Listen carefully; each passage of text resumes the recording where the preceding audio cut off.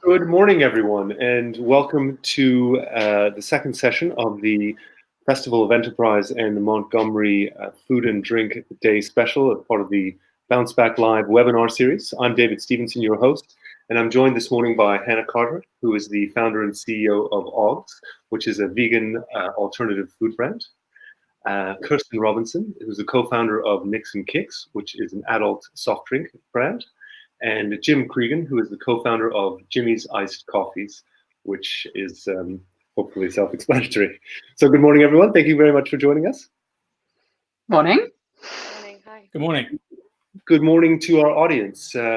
We are glad that you've all been able to join us this morning for what should be a very interesting session. We have a very interesting panel assembled, people from some very interesting beverage, OGGS does have a sort of a liquid egg product, but from the food space, and we're going to, look at how the COVID-19 situation has changed trading conditions, how that's affected businesses in this space, and what lessons we're learning coming out of looking like we're starting to emerge out of this situation.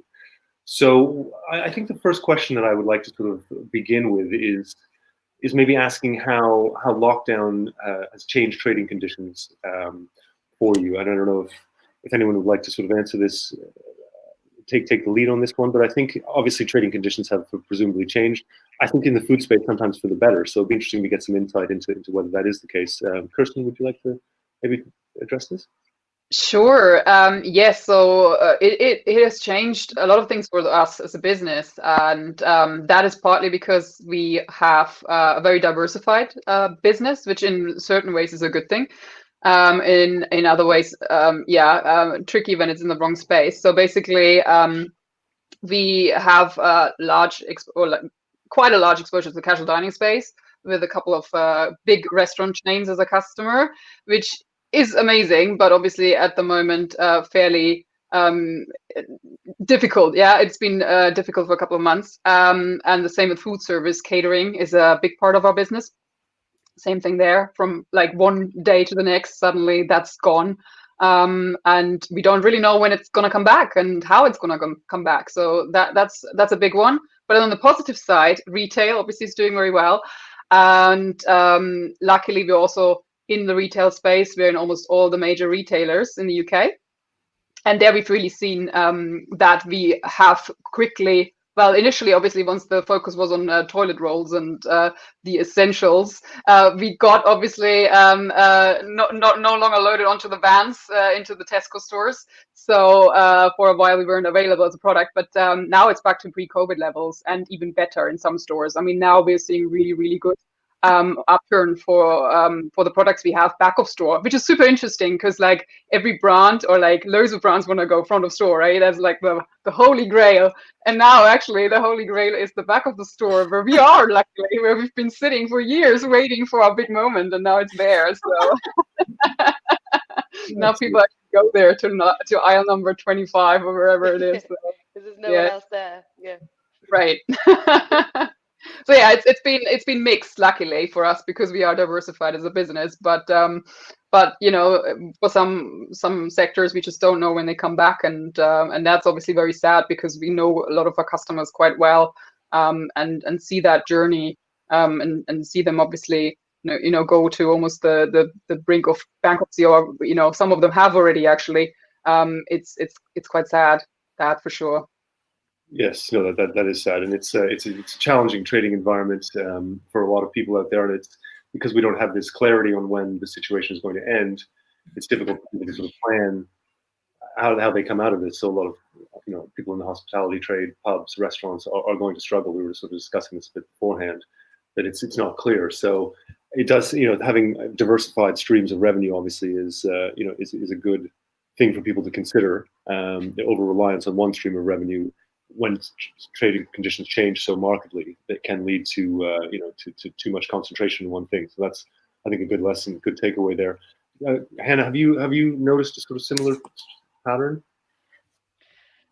So we have two products. We have cakes, which are in a number of the large retailers, and we are due to launch a liquid egg substitute. So because cake is an impulse purchase, over sort of 70% of purchases on cake is simply someone walking down the aisle.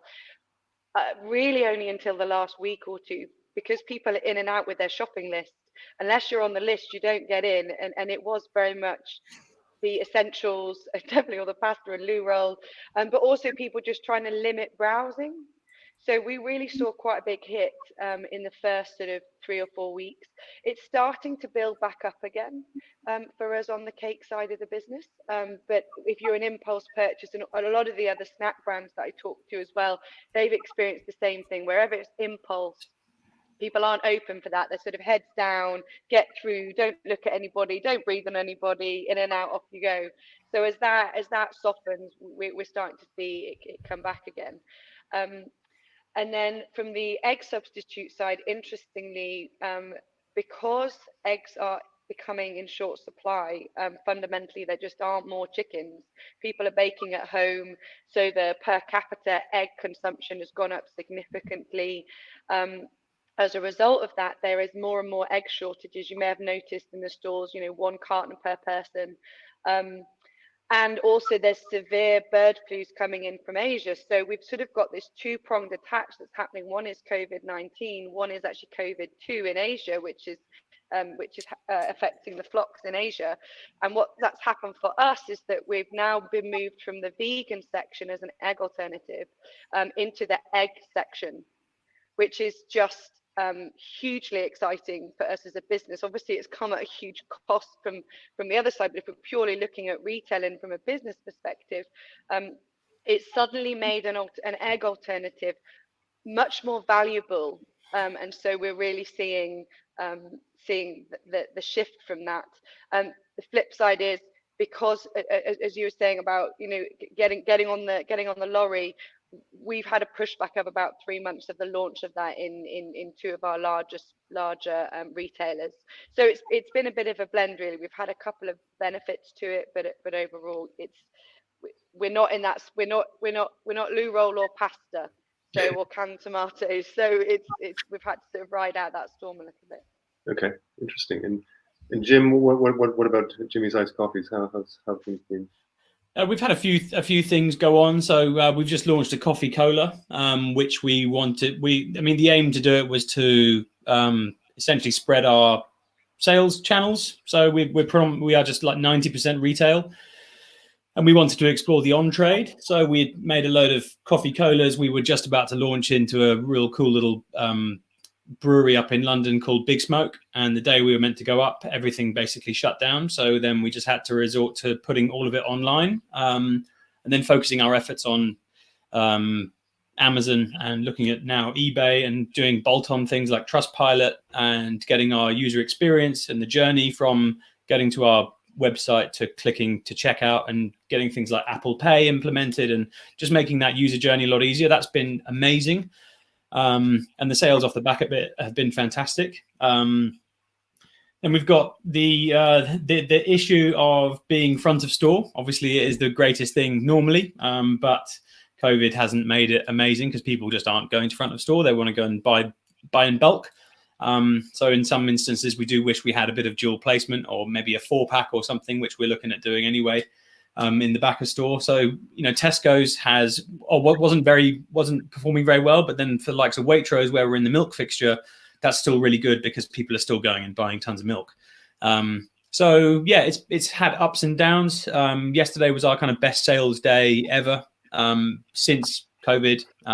So it feels like things are picking back up, and we've got lots of people back off furlough, which is nice, because it feels like the crew's kind of just slowly coming back in, which is exciting.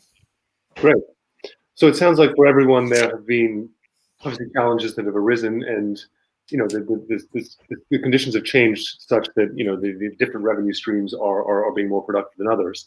I mean, do you think that on a going forward basis, how do you plan in this environment? If you don't know what the future holds, do you want to pivot more to those revenue streams, or do you continue to put trust in those revenue streams that you had faith in before? Does anyone want to It's a tricky one, obviously. I think it's a bit of both, really. I think it's this feels like an A-level theory question of what would you do with your business if this happened to you. You come up with all these different scenarios, and it's basically just real. And like we were talking in the green room earlier, none of us are actually professionals. We all just think, holy crap, what are we going to do now? And you've got to think on your toes about what you're going to do and what's legal, obviously. And I think it's been really interesting. I've from my point of view, I've always wanted to have our direct to consumer business at 10% of revenue. I don't know why 10% is in my head, but I just wanted it to be 10%. And there's always a bit of pushback about, no, it's an on-the-go product. It needs to be chilled as soon as you've got it out of the fridge, and it's a grab and go and all this kind of stuff. And I just thought, but there's got to be some kind of need for someone who wants to buy a case and they just get it delivered to their house and they have their little home office in their garden, and then they can just, tuck in on the daily on something like that. And that's, proving to be quite a big thing. So it's just a case of what's being bowled at you and how you can react as quickly and efficiently and as intelligently as possible. Yeah, fair enough. I think that's good advice. I mean, it would be interesting to know, in terms of marketing strategies, how have you changed your messaging, or what have you been looking at in that instance? What's been working? What hasn't been working? Have you changed messaging at all? Or anyone? Do you guys want to go? Yeah, I can go, because we actually have for our egg alternative quite significantly, from it sort of being targeted at sort of vegans and amateur chefs and allergens, right into, we call her now store cupboard Sally. But fundamentally, this is we have segment names for everybody. Everyone's got a segment and their persona. My background's marketing, so I get a bit carried away on that side of things. But very clear segments. And now the one segment that we didn't think we'd go after, which is the everyday baker that isn't particularly driven by ethical choices, whether that's environment or animal welfare. They just buy, or they have financial issues, so they can't have ethical choices, because ethics costs money, unfortunately. So much as we can all hammer home, we need to buy ethically and we need to buy locally, and it costs more money. So actually, we realized that the store cupboard staple has become a huge thing for people. And actually, we've shifted to this whole new segment of people to go, well, this is your long life milk. You've now got your long life egg, which was not a space we were going to go to at all. And bringing the fact that it's long life to the forefront. It was sort of the third or fourth message. If you've received everything else from us and you're like, what else is good about OGGS? It was going to be, and it's long life. Whereas now that's come up as one of the top messages for us. And the fact that you can freeze our cakes, which we never even spoke about before.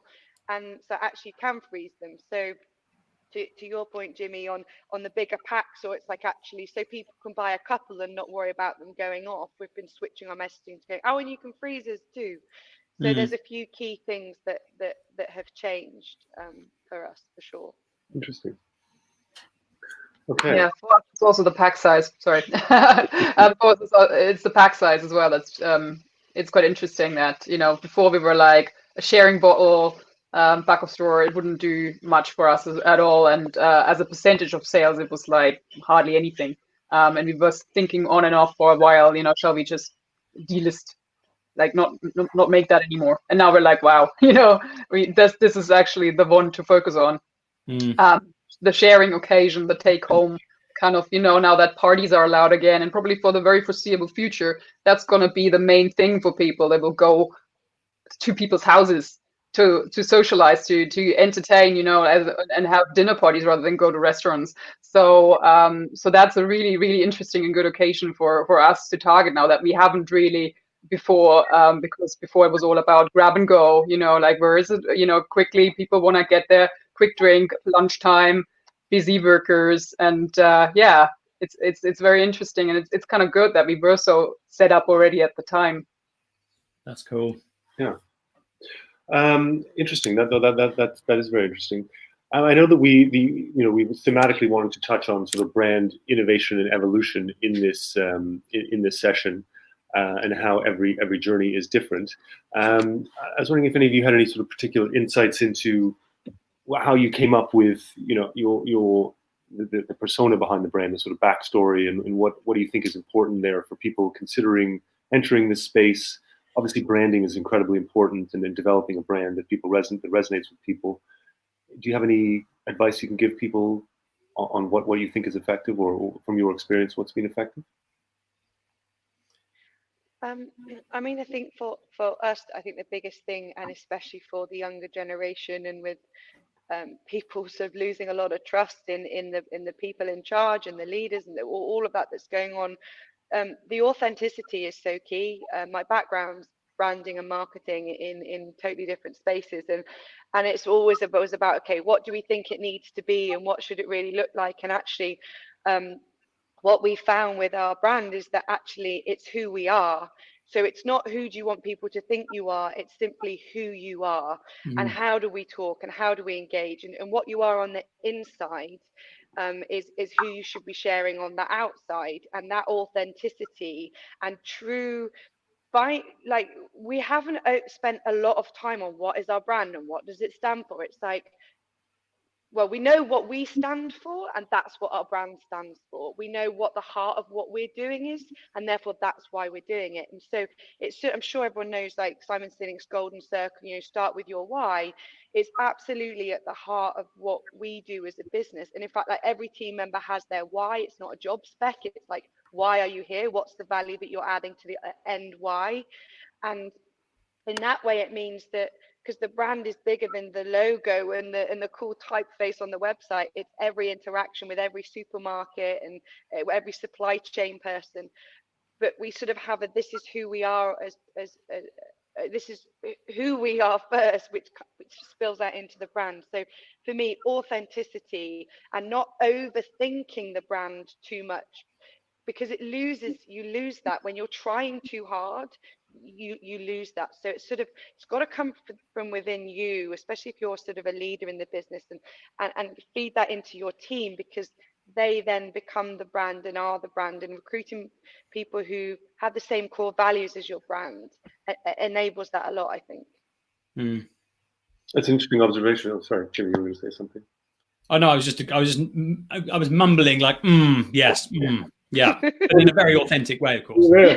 Very, very valid point, Hannah. Thank you. No, these are amazing points. I think with mine, I stupidly put my name on the carton when we launched. So that's the tone of voice determined already, because it's whatever comes out of my mouth is basically what the brand is all about. So there's kind of like, there's our brand vocabulary, but we haven't made it up because it's just what comes out of my mouth. So we're never going to say, oh, our products are brill and they're fab, because that's not what comes out of my mouth. I say, our products are rad and they're epic and they're awesome and they're insane. And that's the kind of tone of voice that you got to set. And I think in these days, people are really, they're not stupid. So they know, they want to know what's going on. It's not just about a product, and they want to know how gritty business is. They want to know pitfalls. They want to hear about wins. And especially in this day and age, when you've got celebrities and stuff who are on Twitter and Instagram, I mean, most of the time they're just showing their stupid faces doing some crazy pout selfie thing, which drives me wild. But the access to people these days, they just want to know what's going on. And I think business is a great thing. I think it's an amazing thing. And to be able to share that with people is a really cool thing. And I think that's what can drive people to like and engage with what you do. Interesting. No, I think it's a very interesting point. And I think, Hannah, what you were saying about authenticity during this period of lockdown, and Jimmy also it seems like we've had this sort of societal shift towards this sort of, the Facebook and Instagram and you say it's celebrity influencing, and we seem to have sort of pivoted away from that during lockdown. That seems to become less relevant. Yes. And messages that are more genuine and that doesn't seem to be resonating with people or sort of being effective anymore. And it's interesting to note that that's what you're all observing and what people really want to connect with. So Can I just add one more thing as well that I think is really important in this, is being clear on what you're not. is also important, and the space you want to play in, because our team will be like, okay, in mental health, should we talk about that? Okay, gay pride, should we talk about that? Okay, it's cancer month, should we talk about that? And it's good. And whilst we support all of that quietly in the background, as a brand, our heart is animal welfare and sustainable planet. So being clear on what your space is and where you have a right to play is quite important, because we started getting into mental health. We don't know, we know personally about mental health, but we don't understand mental health. So you can dilute, if you're talking in every space all the time, you dilute where you want to make a difference or where you want to play. So I feel it's just important to be clear on where you're not gonna comment and be part of, and where you are gonna comment and be part of as a brand, because then that's where you're known for that piece.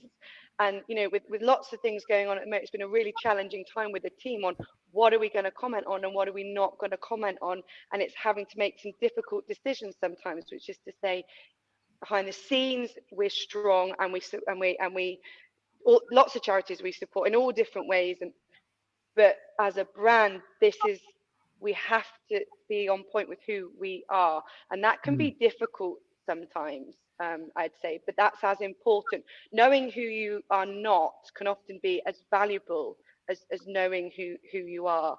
It feels important. And it's a journey as well, I'd say. Like, you wouldn't it's not that day one, here's the plan, and this is gonna be the tonal voice from now on, this is all happening, and it evolves, and sometimes it takes years really to figure out what is it actually we want to stand for, what do we think as a business we believe in. And it's also interesting then to take you obviously hire hopefully the people that you want to be with, which is also saying a lot about you and the business. And this is kind of like it's an interesting journey, and we put ourselves under a lot of pressure initially, that we're like, and we have to have it all in place because everyone else seems to, and it's not like that at all, actually. It is good to understand that you don't have to have it all under control always 100%. Things sometimes don't work quite to plan, but it's fine. We're all human, and that's the thing that I guess also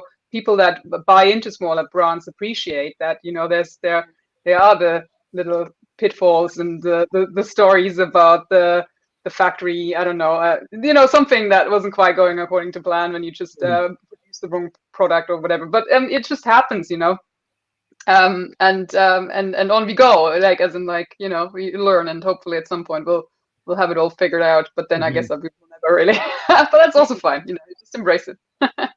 No, that makes sense. And I mean, I suppose there's this sort of, look at larger sort of, multinationals, Procter & Gamble, Unilever. They don't have this sort of, they do comment, have views on social issues, but it feels like they're sort of being forced to more than necessarily they may have those views as a sort of corporate priority. But it feels like for smaller brands or people developing, it's almost like there's this, there needs to be an issue, there needs to be the sort of perception that you need to comment and have a view on social issues. And I think it makes sense to, for that to evolve naturally, because you have a product and you personally have views that you want to share with people.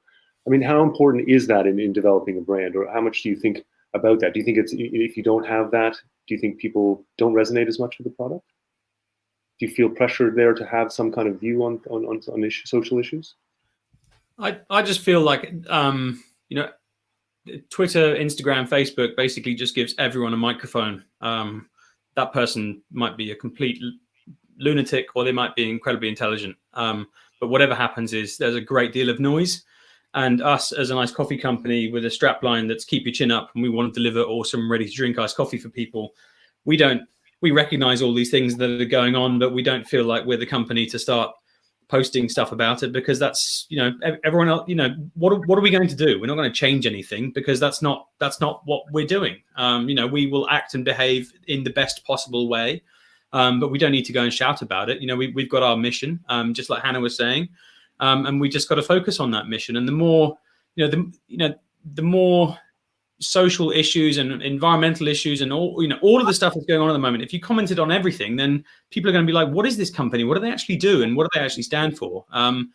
And yeah, I'm not really keen on diving into that stuff. I mean, for example, the black tile that was posted on Instagram, we actually spoke about it at great length. Like, do we need to do this as a company? Shall we do this? And we obviously, we know it's really important. It's a really important and pressing issue, but we actually decided we're not going to post anything today. We're not going to do like a picture of the beach or keep your chin up or any product shots. And we're also not going to do the black tile. And we're just going to just be quiet for a day and just let that whole thing. I mean, it's not going to blow over because that's not the way to talk about it. But we just thought, let's just pause, and then we can come back in and see what happens. Interesting. I think that's And also, it feels like, a lot of companies, they do it almost as a tick box exercise, as in like it is clear, it's an afterthought, and it's just something. Oh yeah, because we have to do something, we do this now, and we just give 1% of our profit to this and this, and we're like, well, I really need to care about this, and I, and just doing it for the kind of looking good sake, that's just not good enough. I mean, I'd rather not do it then. Yeah. It just has to feel, and that goes back to being authentic. It just I think as well. When it is a tick box exercise to an extent, so it does. I think it's good advice for people looking to start out. Make sure it's something you're passionate about, and don't feel the need or pressure to opine on every situation. And it doesn't mean we had a big conversation as a team. And for us, I mean, we are a cause-driven business. It's purpose-driven profit, in essence. I've always had this dream to have a business that, by the business being successful, it means that positive change happens. That's awesome. I really believe you can't have massive change without profit, because that's how the world goes around. But what I say to the team is, if you have a passion, if you want to go on the march, you can go on the march. You don't need to take holiday.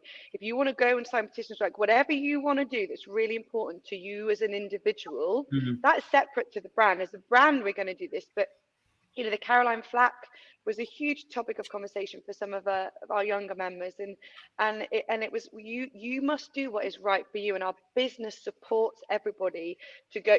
We went on the Extinction Rebellion march, and half the team wanted to and half the team didn't, and it's like, you be you and the brand will be the brand. And I think that's also important, is to allow the individuals in the organization to be what they need to be, but know where it's the brand, and they aren't the brands, so and that's an important balance too. So we're very much go back your cause, and you have my complete support to go on whatever march you want to go and change the world. But we, at the heart of us, is sustainability and animal welfare, and we need to keep that voice as big as possible for us. I think that's excellent advice, and certainly food for thought for people starting out. One of the reasons I wanted to sort of touch on that is because I think, there will be people looking at starting, quite a few people potentially looking at starting new businesses when lockdown is over. I think that the landscape will change simply by virtue of the fact that, a lot of businesses will unfortunately probably be forced, or will likely, some businesses won't survive the crisis, unfortunately. So I think it's interesting for people to sort of have a sense of these issues before they embark on this. The food space is particularly exciting. It's one sector that has done quite well throughout the crisis. So I think that it's something that certainly some people will look at entering if they do start a new business. And so I was wondering, if you had any advice for people looking to start out. If you started again, what would you do differently? Interesting to get some insight into that. It's a tricky question, I know. Yeah, because that question comes up all the time, and it's really hard. Sometimes I feel really bad, like whenever someone comes to me and asks me, so what do you think about my business and what shall I do, or just about to start the business, and then I give them advice, and then later I think, well, actually you could have done it a different way as well, and it's really hard to give that advice, because actually I think giving advice or like listening to advice is sometimes not the best thing. Sometimes you just have to go out and just do it your own way. Because when I would have, if I would have heard to or listened to all these people that at the beginning told me all these things, I would have not ended up where I am right now. I would have probably still be in the office back in my old job, because people thought I was crazy to some extent. And yeah, so it's nice, and definitely ask people and listen to what they have to say, but don't feel that you need to do it then as well. And because 50 people tell you something, it might still not mean much. But then at the same time, of course, I mean, certain things you should research. You know, is there even a gap in the market for whatever you're going to do? Is that sensible? But, you know, ask the right questions, I would say, and ask, you know, don't ask anyone ever like, oh, is this an interesting business idea? Or, you know, I'm about to do this now, because people will not ever tell you the honest truth, probably. So you just have to start from a small base. You don't have to be perfect from the start. Just build whatever you can. You know, show it to a few people. Like, that's what we did initially. We had it like standing on a shelf in a little cafe in central London. It wasn't looking pretty, and there were maybe some funny, interesting taste, like flavor combinations there as well. But what we found out through that was, you know, people were picking it up from the shelf. People were coming back, buying it again. That was like the best moment ever, when someone actually came back and bought it again. Repeat purchase, yes. Repeat purchase is what it's all about, right? So basically, that's the exciting bit. But that is, you can only find that out by just doing it yourself. So sometimes less talking, just getting to do it, and really get that vital like sale from someone you don't know, you know, someone that is completely not anyone that you pressured in any way to buy it. I think that's probably the best first evidence, and then obviously do further tests and all this. But yeah, I'd say, like, whenever asked me, oh, what is your best advice, I'd be like, I can say a lot of stuff right now, but in the end, everyone needs to figure it out themselves, and just go out and just do it little step by step, and don't jump into it right away and based on someone's advice. Yeah. I think there's some hidden words in that question of you know, what would you do differently, and then in brackets silently, it's what could have been the path of least resistance, and how many mistakes did you make? And it's all about making mistakes. And I you know, I love the Michael Jordan says something like, I shot 1,000 hoops and I missed 400, but I got the 600, and that's what counted. And you just gotta keep going, and yeah, that path of least resistance will get better by making mistakes. And I did a real fun little podcast last night with a guy who started Surf Aid, which is an amazing charity about helping people in Indonesia, in remote islands. And he brought up a quote by Winston Churchill, which says, success is going from failure to failure without losing enthusiasm. And I just thought that is like, ping! And without enthusiasm, you can't get out of bed, and you're just and you're ruined. You need to be like turning up at Selfridges like we did, just like with no sleep for 6 years. Like, can you list us, please? As happy as we could possibly be, and they know how tired you are, and they kind of go, do you know what? Come on, then let's give this a little go, because you know you've got to be pumped and excited about that kind of stuff. And I think that's been one of the greatest things for us. Nice. Well, I think I'm going to sound like a real geek now, but on your point of market research, I think people don't realise that the British Library has nearly everything ever published. So Mintel reports, they're all there. I spent Christmas in the library a couple of Christmases ago. I mean, they're not open at the moment, but for thinking, where can I find this data? Where can I get this to sort of really just put some rigor behind my thinking? Because one is the passion, but then you do have to make sure that it stacks up properly. And there's loads, everything's available there. Every report is available there. Every piece of market research that's published is available there. So go and get all that insight to give your hunch and those ideas some validity, especially if you're raising money, you know, to be able to go and put some figures behind that and showing the growth. And they're pretty up to date as well, most of them they're within the last year. So a bit of a geeky one there, but I can recommend that to people. I think one thing that we took on board was that we now do consistently is, if we're going to make a decision, no matter how big or small it is, we have to do a thing called Take 24, or we just sleep on it. Because we've said, yes, let's do something straight off the bat, and then the next day we've gone, oh God, we shouldn't have done that. And having a good sleep on something, and then waking up and then going, actually, perhaps not, because of X, Y, and Z, and just giving yourself just a moment's more time to consider something will save you so much more time in the long run if you've messed it up. And you'll play catch up if you've made the right decision anyway, so it's fine.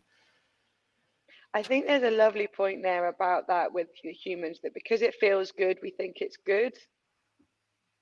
Just because it feels amazing doesn't mean it's a good decision. And when it feels really awkward, sometimes it can be the right decision. So it's almost like I tend to make my decisions. If I'm in a head funk, it's not today.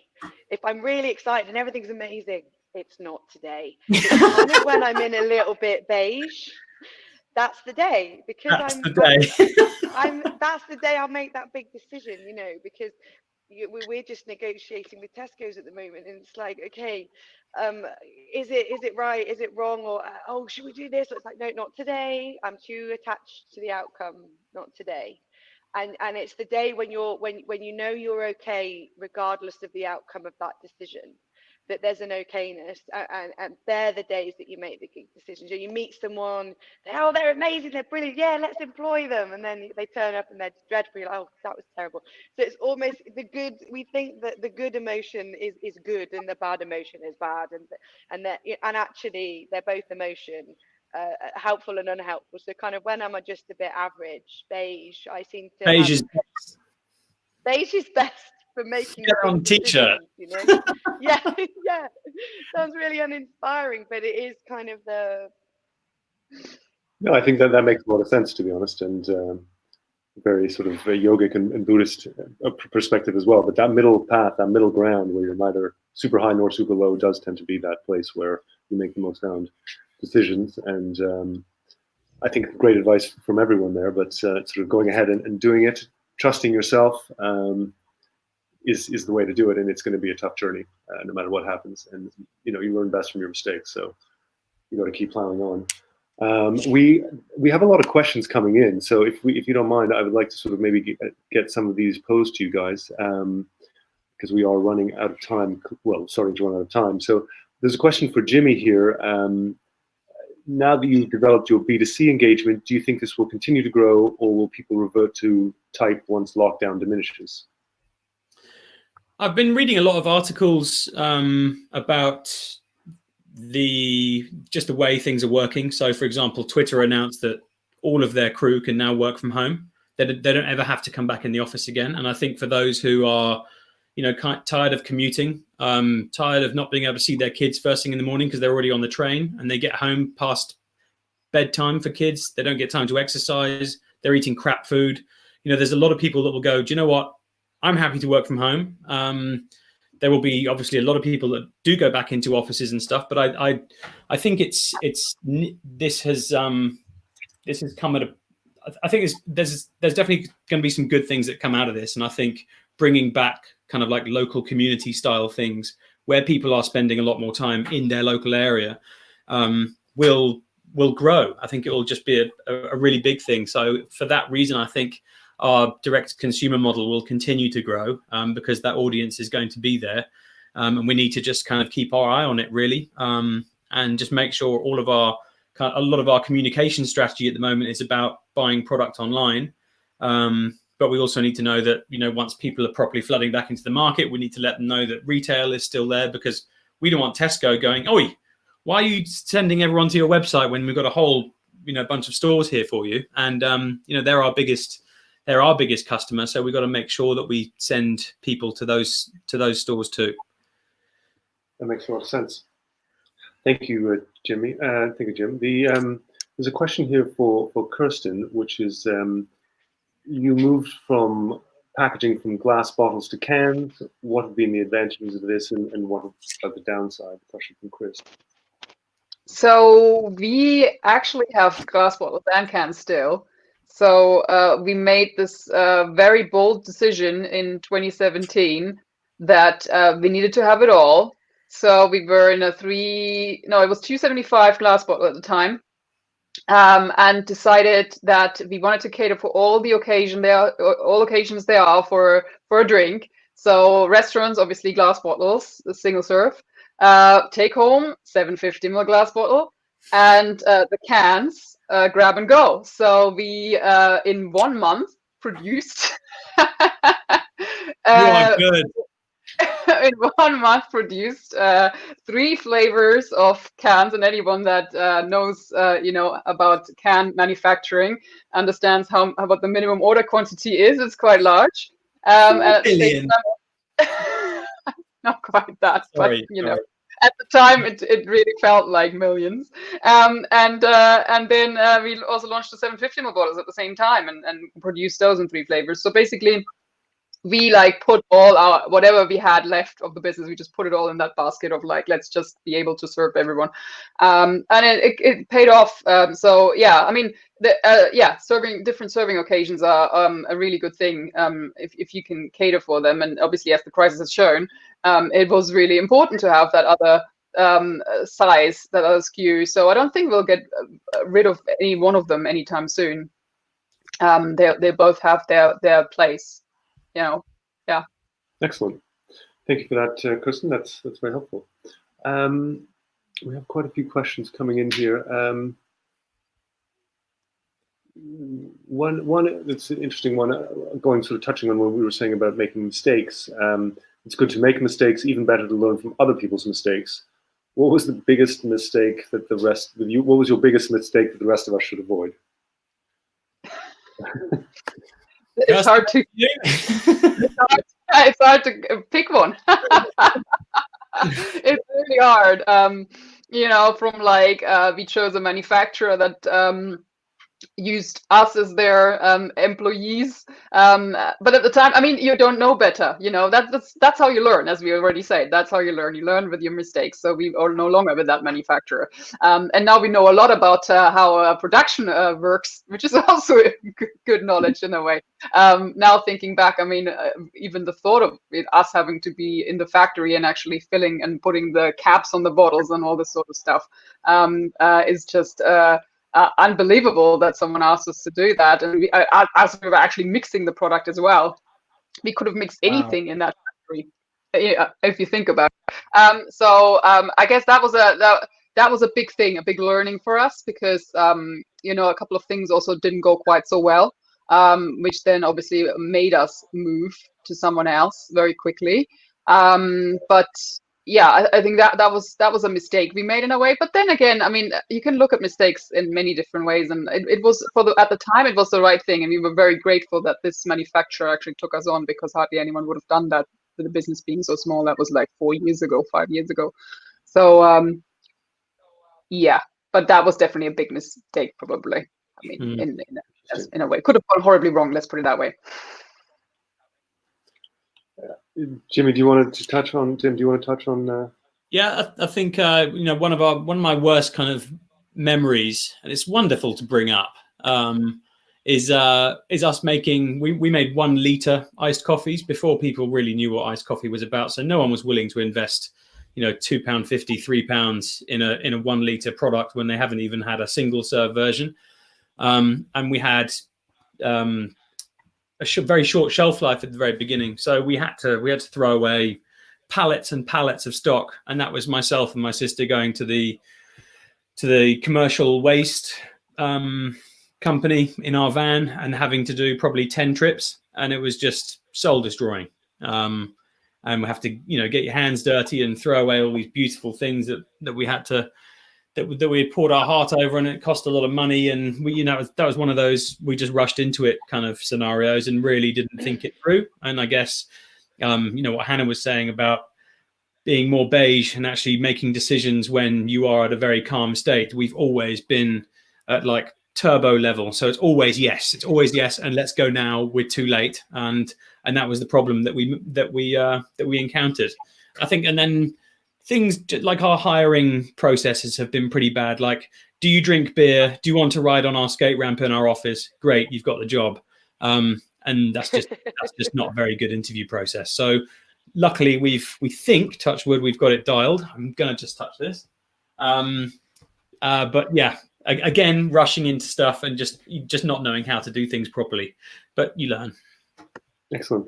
Hannah, sorry, you missed the start of that, but we had a question asking, you know, if people, you know, saying someone was asked, Chris was asking if it's good to make mistakes, but better to learn from others' mistakes, and wondering if you could share your biggest mistake so far, the rest that everyone else should avoid.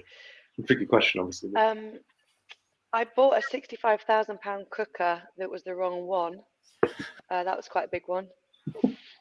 Wow. With a valuation of 12 now, We've managed to make it work, but for about 18 months, I had a massive, because I was so excited. I was like, this is the one, this is it for the aquafarmer. Yeah, we know how to do this. Go, go, go. I run 100 miles an hour all the time. So that was quite a big one. Don't buy something until you've seen it. So that one was pretty special. Don't send the Tesco deck to Sainsbury's. Oh, don't do that one. Geez, that's a good one. That was a good one. that was quite a good one. Although it did open some more stores, so that I can recommend. And also, it goes back to the hiring process. Don't hire people if you're not sure, because we hired someone and within 3 weeks it's like, this is a mistake, and I've just spent all this money on this recruiter. Because it is, honestly, when you're starting to recruit, you think, do it yourself. I spent so much time on LinkedIn sifting through CVs. I thought, okay, I need to get someone in. Sometimes you just have to, the money is there to be spent sometimes, and sometimes it's like you try and do it all on a shoestring, but actually it ends up costing you more money and more time. But we shouldn't have, I knew he wasn't right, and I should have just said no, but I was too keen to get the food service up and running, and I should have just said no. And so I really think, just, it goes back to the, when you're excited about something, like, don't be too attached to needing this now, because sometimes just leaving it comes good. And the other bit of advice I'd say is, we're really open with our suppliers on when things go wrong, which is hugely helpful. But sometimes if we just wait, there are times when we've gone and said things to be really open, and actually if we'd just waited a couple of days, the problem would have fixed itself. So whilst we have a really open policy, and 90% of the time it's really come in our favor, because the relationships that we have with the supermarkets is fantastic. Sometimes you can be too honest, and so I wish we'd sort of waited a little bit longer when we're giving feedback. I mean, the current one right now is our Tetra Pak is collapsing in the retort, so we had to let them know about that one. So we've got a bit of a delay. Yeah, so I think there are a few three big ones, big clangers that we've certainly had. Oh, the other one is as well, know how many stores. One of our supermarkets says, so come and tell me what the growth plan is for next year. And I said, oh, we'd like to get into 620 stores. And she's like, brilliant, that's really great, Helen, that's really, really great. You know, we only have 609. I'm like, well, I think you need to build some more for us then, because you said aim for the stars, you know. So Good it's response. like, oh. I've identified 11 new locations where I think would be great. Yeah, it's not your fault that they don't have enough. I mean, that was my response. Like, it's not my issue that you haven't got them. You know, you said go big. So I think as well, like, definitely just be really human when you make mistakes with people too. Because with my team, I'm like, oh well, just be as human as you can be. But I definitely would know my stuff next time I sit in front of a big buyer asking for a growth plan. So hopefully they're honest enough mistakes, whoever asked the question. I think that's great advice. Thank you all for sharing that. And you know, people out there thinking about starting something new, clearly mistakes do happen, and you know, they are rarely insurmountable. Stressful, obviously, but you know, you sort of you get through. But you do need that sort of steely determination to be able to move through it and not be flustered by them. So thank you all for sharing that information. We have a few more questions. One from Sherry Leon asking, before moving into dedicated premises, how long would you wait, and how big do you feel you need to grow first? Is that something anyone can touch? Yeah, I mean, we waited for a long time. We waited for years until we got our first office. We worked out of hotel lobbies initially. Well, it depends how quickly we want to grow the team. I mean, for a very long time it was just Julia and me, and obviously if it's just the two founders, you can work from anywhere. We tried it from home, and the home didn't work. We needed to be somewhere else, but then you can always, I mean, not now of course, but at the time there was always like a hotel lobby, and if you went not too often, they would not even mind. So we kind of switched it between, we went to different locations. Yeah, as soon as you hire someone, you have to provide an office somehow, right? That was like our first thing, and that's probably also why we waited so long to hire our first person, because we were like, we don't want to be committed to an office. We don't want to be, the need to like set something up now, because it meant overheads and we didn't have the money. So it took us probably 2 years or so until we hired our first person, and then got like a little, like a desk in a co-working space. It wasn't anything fancy. And you don't need anything fancy either. Turns out all you need is a table, some kind of ergonomic setup, and a roof over your head, and a few facilities here and there, but not much else. You really do. And as COVID has shown, I mean, even working from home is actually that was a big revelation for us as a team, that the business is still functioning if we're all working from home, and so you don't actually need an office. Interesting. Great. Well, I suppose we're coming close to the end now of the session. So I think we've time for one more question. Camilla is asking, wondering, would you say that since the start of COVID-19, the landscape for new businesses has changed? Do you have to launch in multi-channel? Is that something that anyone can address? That's an interesting question. I think as soon as you go multi-channel, you have then divided up your time, and I think when you're first launching a business, you've got to be very clear on potentially just launching one product. That's what we started out to do, and that's what we were told to do or advised to do, and I think that was a good thing to do, because if you can get one product in and then show what the NPD pipeline could be, new product development pipeline can be, then that's great.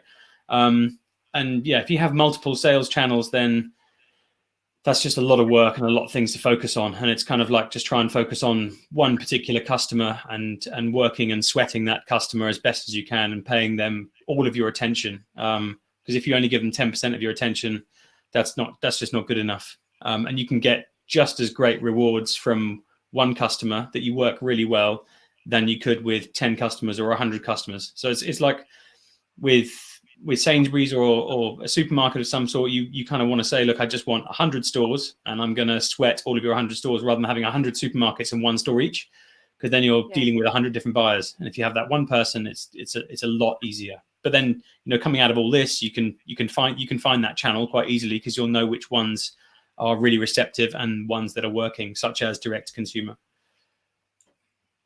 And I think because this isn't, I mean, whether this keeps happening again and the landscape's going to change, obviously COVID is a first in a lifetime. I'm not going to say once in a lifetime, because I don't think it is once in a lifetime for us. Is the nature is the external, the environment that we're working in is constantly changing.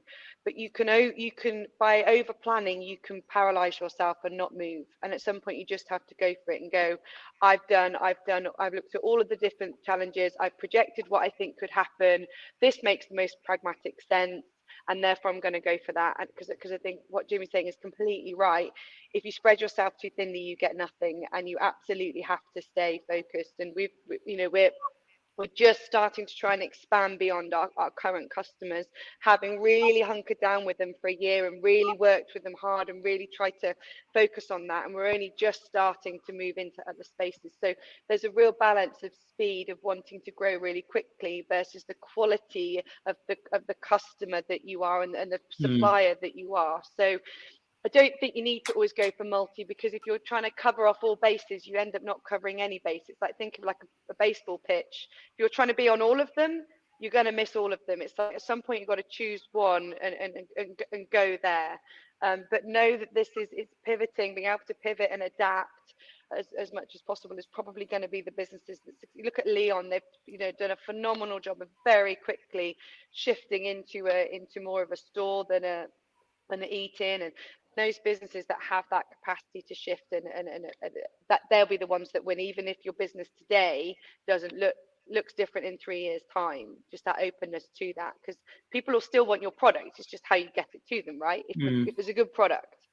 So it's just how you get it to them that changes, not what you're getting to them.